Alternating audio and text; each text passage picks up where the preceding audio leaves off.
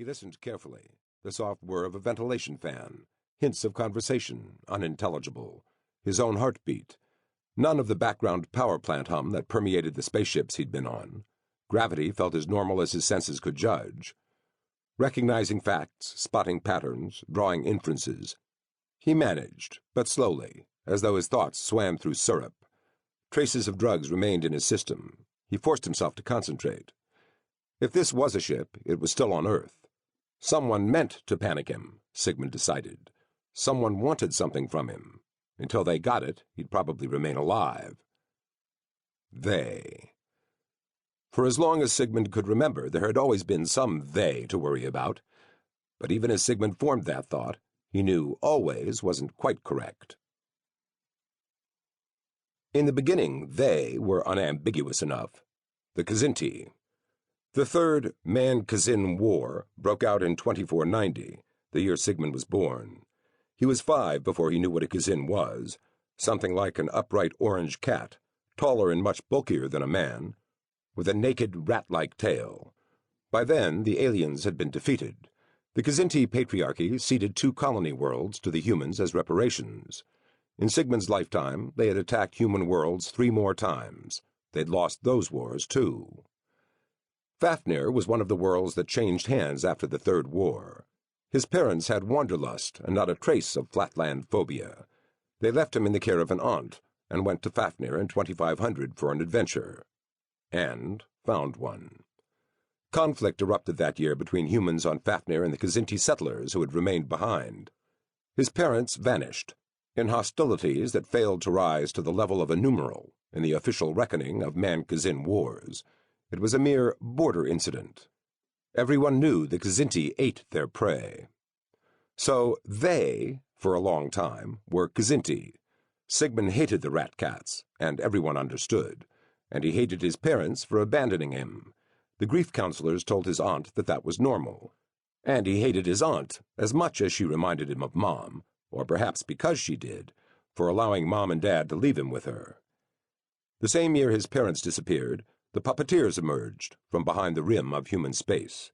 A species more unlike the Kzinti could not be imagined. Puppeteers looked like 2-headed, 3-legged wingless ostriches. The heads on their sinuous necks reminded him of sock puppets. The brain, Aunt Susan told him, hid under the thick mop of mane between the massive shoulders. So they came to include these other aliens, these harmless-seeming newcomers, because Sigmund didn't believe in coincidence. And then they came to include all aliens, because, really, how could anyone truly know otherwise? That was when Aunt Susan took him to a psychotherapist. Sigmund remembered the stunned look on her face after his first session. After, she spoke alone with the therapist. Sigmund remembered her sobbing all that night in her bedroom. He had a sickness, or sicknesses, he couldn't spell, much less understand. A paranoid personality disorder. Monothematic delusion with delusional misidentification syndrome. He didn't know if he believed the supposed silver lining, that it was treatable.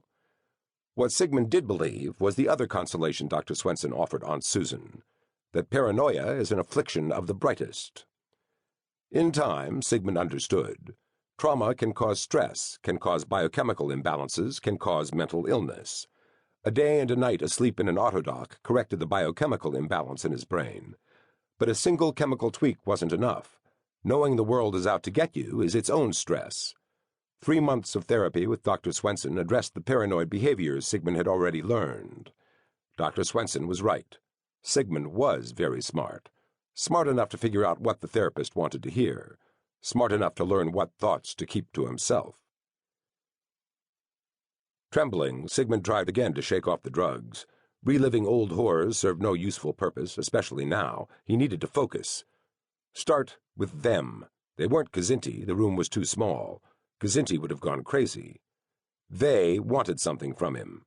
How he responded might be the only control he had in this situation. Who might they be? Others might see in him only a middle-aged, mid-level financial analyst, a United Nations bureaucrat, a misanthrope dressed always in black, in a world where everyone else wore vibrant colors. Sigmund saw more. All those years ago, Dr. Swenson had been far more correct than he knew. Sigmund was more than bright. To keep listening to this audiobook, I've left you a link in the description so you can do it, at no cost thanks to Audible's 30-day free trial.